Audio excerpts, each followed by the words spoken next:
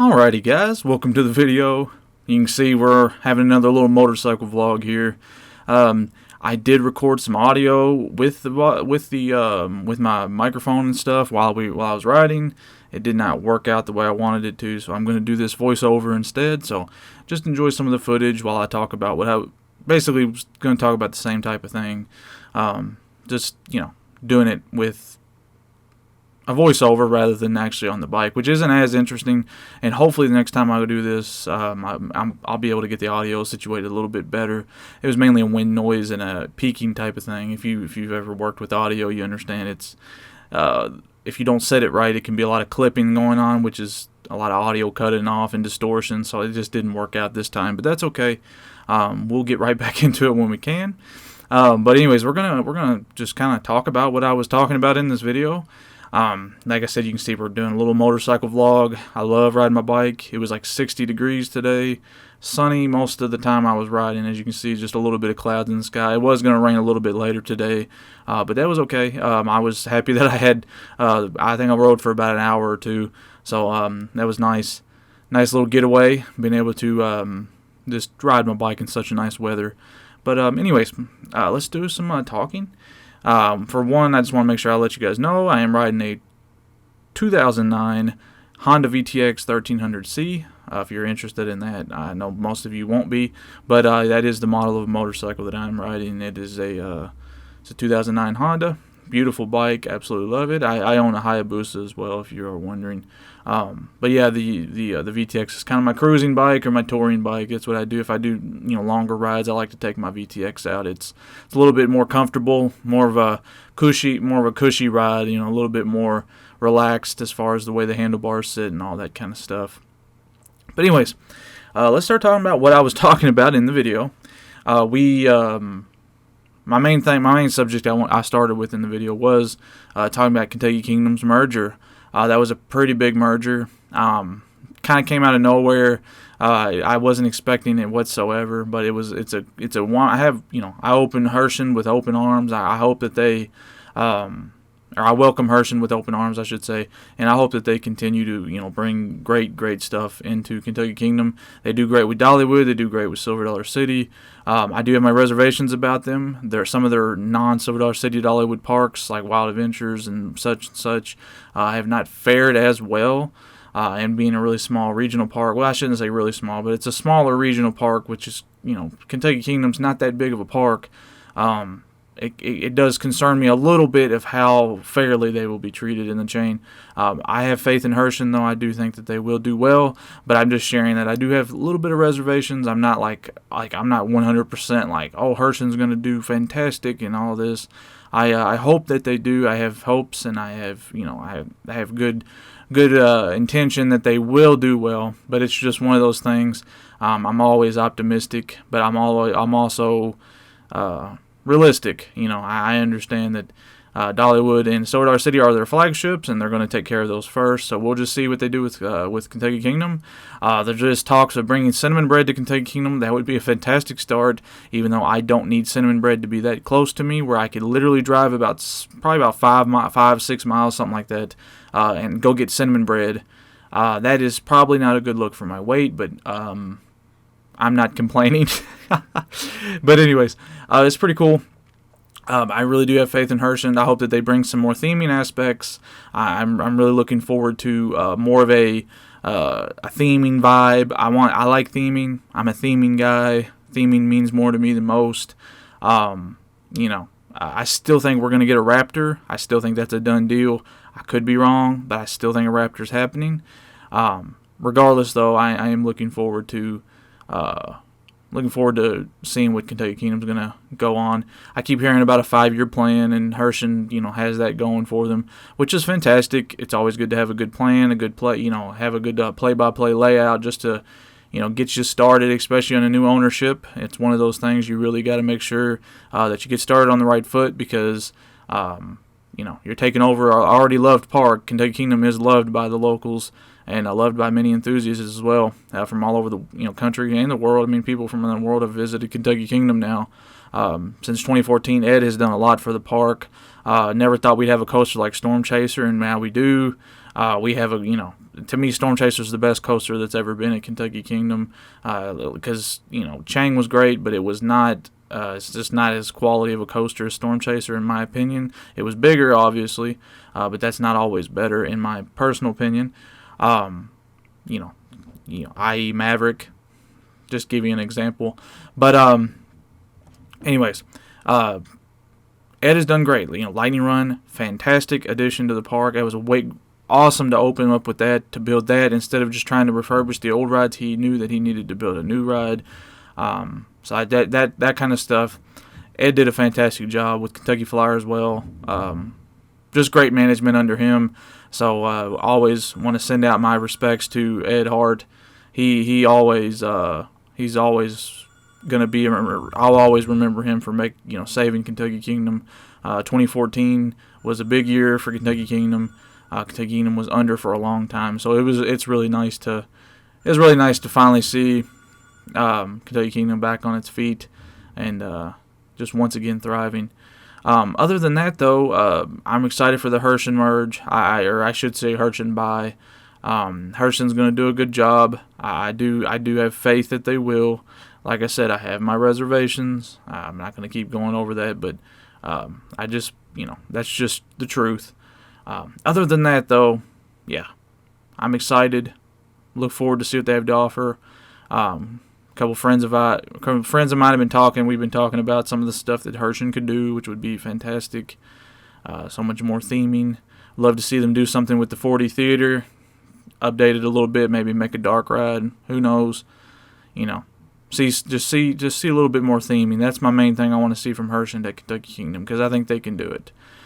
But anyways, let's move on. Next bit of news. If you guys seen the Veloz Coaster, it is now pretty much all construction walls are down almost.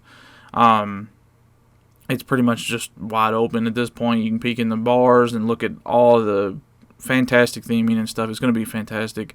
Also new merch, got new pins, new lanyards, shirts. I love the shirt that has all the stats on it. That is personally my favorite. I probably would be picking that up.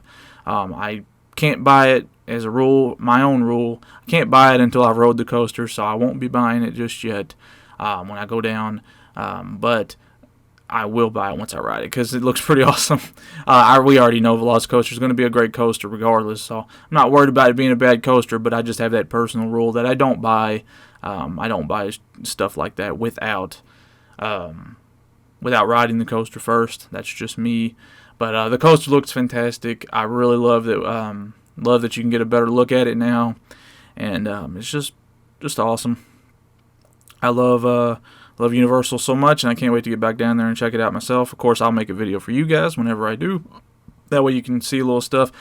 People have already covered it 1,000 times by the time this video goes live. So it's one of those things. I'm not going to sit here and be like, blah, blah, blah. Like, I'm not going to do the same thing everybody else does. But I'll definitely get you guys a look at it when I go down. And let's do a transition. It's a good transition. That is my next trip coming up. I got a trip coming up here in March. Going to go down to Florida. Basically Orlando area, Tampa, you get the gist. But I'm actually riding my bike down, so I'm actually looking forward to that nice little trip on my bike. So that will be my next trip. That is the next plan. We'll do plenty of filming, and I'm picture taking and all that good stuff down there.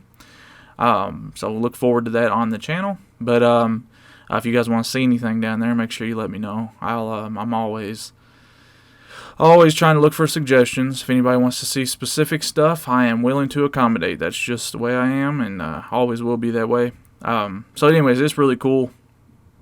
Looking forward to that. That's going to be fun. I also will say that that's basically the only plans but we have right now. I think we are going to do Hollywood Nights this year. We got our tickets and stuff for that. We're going to see how that all plans out. But other than that, we don't really have any other big plans, like things that are actually planned yet. So there isn't really much of an update to give you guys today. It's just one of those dates where the world isn't completely normal yet. So we're still trying to pick and choose what we're going to do, because we always have a trip in June. That's one of our main traditions. But we don't know exactly what we're doing just yet. I like to keep you guys filled in and let you know what we're doing. So, anyways, regardless of where we're doing, just know that we will be doing something, and there will be plenty of content this year. Hopefully, should be a lot more than last year's. Even though we did pretty good towards the second half of the year, the first half of the year I had absolutely jack all for the entirety of pretty much the first half. I did have Mardi Gras stuff, and after that it was just nix it, just turn it off. I just didn't have much to do. Everybody, I know y'all understand that it wasn't exactly like my cut and dry situation either. Everybody kind of was, quarantined and all that stuff going on. Still, everything's still going on. It's not over yet. And we're just, being cautious, just trying to figure out what we need to do. And, hopefully next year with 2022, we can get back to doing our completely normal stuff, and that'll be awesome. But that's for another time, and we'll talk about that at a later date. But anyways, I just wanted to fill you guys in for a little bit here, where I'm riding at. Right here is we're on 61. If you guys have ever heard of Preston Highway here in Kentucky, if you're from Kentucky, you know Preston Highway. This right here is Preston Highway. This is 61. This is heading out. This is in between Shepherdsville and kind of Lebanon Junction. It's a little bit more towards Shepherdsville on this side. But anyways, this is a pretty nice stretch of road to ride on. It's usually pretty busy, but the good thing is it's not overly busy. So as you see, it's pretty open right here where we're at now, and it's just one of those things. You can see over there to the right, there are a bunch of construction vehicles and stuff. They are building a brand new neighborhood there. It is amazing to me. The expansion in Bullitt County has been kind of ridiculous. If you guys know Bullitt County, you know that Bullitt County is mostly a rural place. But in recent years, it's been getting a lot more residential stuff going on. In fact, most of this stuff that you're looking at now is under the jurisdiction of Shepherdsville. So Shepherdsville city limits are quite expanding all the time too.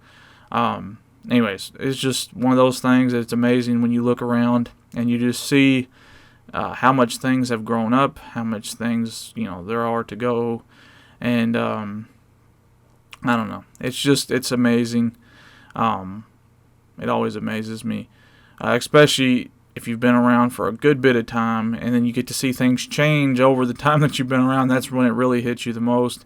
Like even back when I was just a kid, Shepherdsville was really, really small, and now Shepherdsville has turned into quite a city center. A lot of activity all the time. It's just weird how things like that go on. I'm sure you guys, wherever you're from, you have the same exact situations. People always have that kind of attitude. They see things and they're just like, wow, it's crazy how much it grows up, because it does. It just time just goes on and things grow up, and that's just just one of those things. So next on the list, I did want to talk about this for a little bit. As you guys know, that park hopping is back at Disney World now. So I do want to kind of talk about that a little bit. I'm going to be kind of experiencing that when I go down in March. I've been wanting to park hop for a while. We didn't get to park hop last year on our visits. It was just a one park a day situation, which is, that's understandable. I understand all that. It never bothered me, but I am excited for hopping to be back. I want to see how it works. I understand how it works, but you guys know how it is. When you actually get to experience something, it makes quite the difference. So I'm looking forward to experiencing the park hopping, and I think it's going to be a good time. I hope that they implemented a little bit more intuitively. I don't know exactly how it's going to work, because let's say I want to walk from Hollywood Studios to Epcot. Do they just check me at the actual entrance to Epcot, or how does that work? Or is there someone that stops me, to make sure I have a reservation or whatnot? You know how it goes. I just don't know how exactly that's going to work. So I'm interested to kind of test that out. I know people have probably covered all that, and it's just one of those things. I just want to experience it for myself, because there's only so much that you can learn from online and seeing things and reading things. Whereas when you actually experience it, that's when you start actually learning the what's going on with that. So yeah, just just looking forward to that. It's going to be pretty nice. And like I said, just happy to be able to be park hopping again. All right, guys. So another little bit of news I want to talk about. From what I've seen, it looks like Jersey Devil is doing very well, and I personally think it's probably going to open this year. It just looks like it's coming together really well. Everything's looking good. We're excited to go up there. We want to make a trip up there so we can do the Jersey Devil and stuff at Great Adventure, and then we also wanted to stop at the Dream Mall, which has been open now. It is open. But when we tried to go last year, we had like a little week trip, and we tried going to Pennsylvania. Well, we tried going to the American Dream Mall, and it was just closed during our visit, so we just didn't get a chance to go. So it was a shame too, because we had a rainy day one day, and we could have used that day to go to the mall. But we weren't able to visit. So hopefully this year we can go to Great Adventure and ride Jersey Devil, and we can also hit up the Dream Mall, because that's kind of a bigger part of our trip coming up here. I do want to mention, as we roll in here, you can see we're rolling into, this is actually Lebanon Junction. It's kind of more of the outskirts of it. I don't think I've really actually taken you guys in through Lebanon Junction before.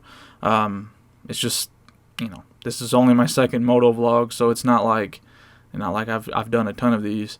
I will mention though that a lot of my family, the reason I know this town so well, a lot of my family was grown up around this area. They didn't grow up in Lebanon Junction, but a lot of them have grown up around it and know of Lebanon Junction. When they were teenagers, they worked here and all that stuff. Lebanon Junction used to be a railroad town. It still kind of is. The railroad still does have its runs through here, but it's nowhere near what it used to be. It used to be very, very, very popular, very prominent railroad town. Used a lot. Just all kinds of activity used to be going on here. Now it's more of a residential type area. Not as nice as it used to be. Used to have diners and mechanics and just, the gas stations and, or as my grandmother would call them, filling stations. And you can see the post office on the left there. But no, it's just one of those things. The town's kind of changed with the times. The railroad's not as used anymore. Most people use semis to transport things, and it's kind of shows that. And as you can see on the left there, it's turned into kind of one of those towns where, like, you take a trip down to the Dollar General, and that's where you get your groceries and that type of town. It used to actually have its own grocery store where you would go and buy groceries, not like a chain store, and just its own grocery store. But of course, those days are just long gone. It's just changed with the times, and it's rolled along with the way that time has changed. You guys already know how that goes. We just talked about that earlier. But Lebanon Junction is just not as prominent as it used to be. More of a residential area now. Coming up here, as you come up toward, we're coming up on 65. The truck stop is still very popular, big as always. Of course, bigger than ever, to be honest with you, because, like I said, people use trucks to ship things more than anything nowadays.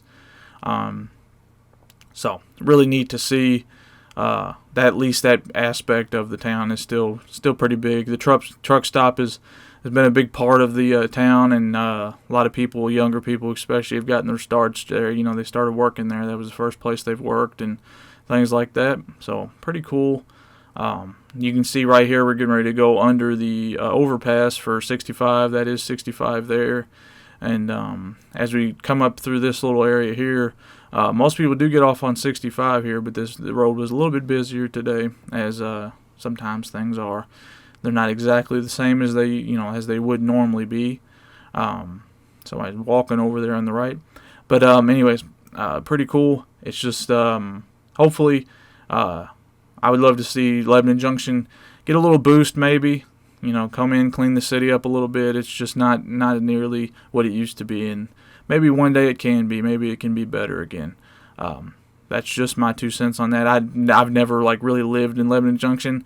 I have, but it's for such a short period of time that doesn't really count. So I've always lived in Louisville. That's just where I live. That's where I've always been from. So I was born and raised in Louisville. Moved around a little bit as a young guy. But I shouldn't say young guy, young kid. When I was really young, I moved around quite a bit. But since my high school years, I've been in Louisville, and that's just the way that is. But yeah. So let's move on. Alright, from this stretch of road, it might look a little bit familiar from my last motovlog. This is the road that will take you all the way to Bardstown from E-Town. It is Highway 62, and that does transpire, it goes all the way from E-Town to Bardstown. It goes further than that too, but obviously for video reference. But we're not going to ride all the way to Bardstown this time. We're actually going to get back and do a loop.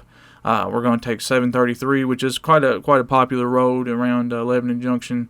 If you know about it, if you've lived in Bullitt County or anything, you probably know about this road. This road's pretty rural road.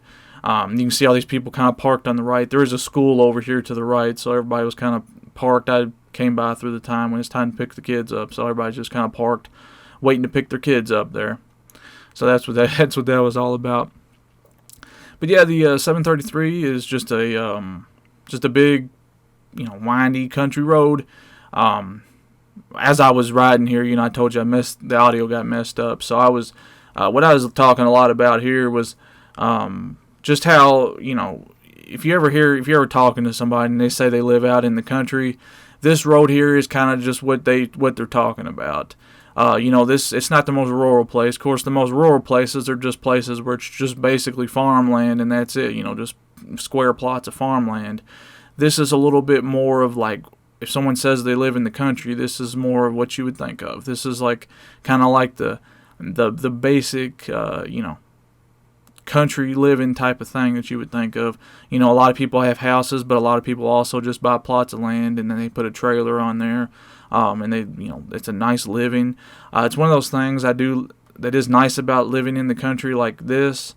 Is even if you got to live in a trailer, there's nothing wrong with that, because at least it gives you more of a place to call home. Because in the city, you could have an apartment and you got to share that apartment with 50 other people in the building, and you can call it home and it can be your home, sure, but it's not. It's just not the same as having like your actual own home. So I understand, it's at least there are places like this where people can still come out and kind of have a little own piece of their land, have like a own piece of their, it's just nice. It makes a difference. I personally don't want to live out in a place. This is just a little too far away for my liking. I like being in the city. I like being near things. I don't like having to travel 20 miles just to get to a store. That's not for me. I am a city guy. Have been, always will be. I was raised out here, but it didn't wear off on me. I don't really have any affinity for it. I love riding out here. I love, seeing my family when I come out and stuff like that. But I don't really have an affinity for the country. I'm more of a city guy. I do like riding though. I like riding out in the country. It's more enjoyable. I don't really care for riding on the interstates too awful much, unless I just gotta go somewhere. Like if I gotta be somewhere, then yeah, I'll take the interstate. But if I'm just out cruising, like on a day like today, you bet your bottom dollar I'm gonna go riding on a country road somewhere. Just more relaxing, especially roads like this. These roads like this are a little bit more twisty, but when I'm just cruising, taking my time, I'm not too worried about it. Just taking it easy, not trying to be a superhero, not trying to be a supermoto guy, just enjoying my time. I'm not much of a, I don't push my limits anyways when I ride. I've had some experience with that before, and, just as I get older and more experienced in riding, I just enjoy, riding. I don't have anything to prove to anybody as far as my skills go, or as far as, my riding goes. I ride for myself and myself only. So, one of those things. So if you're ever out riding, if anybody's watching this, if you ride yourself, just, ride within your own means. Don't try to ever show off or prove anything to anyone. You don't have to.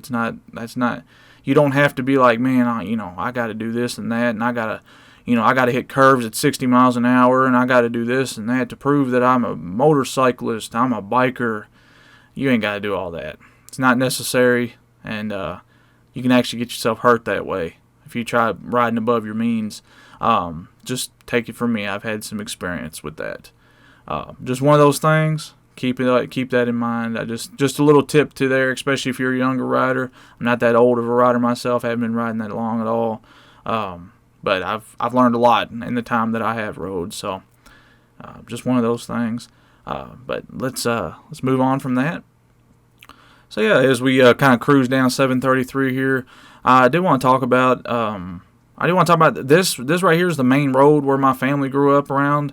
This right here, pretty much, when I talk about my family grew up around Lebanon Junction, this is about where they all grew up at. Most of my family's from here, on my mother's side of the family, that is. A lot of my other side, on my dad's side, a lot of them are more city folks. That's just the way they grew up. Except when you start going back into your grandma and great grandma and stuff like that, then it starts, then you start getting back into more rural times. But it just depends on how far you go back. But my mom's side of the family, anyways.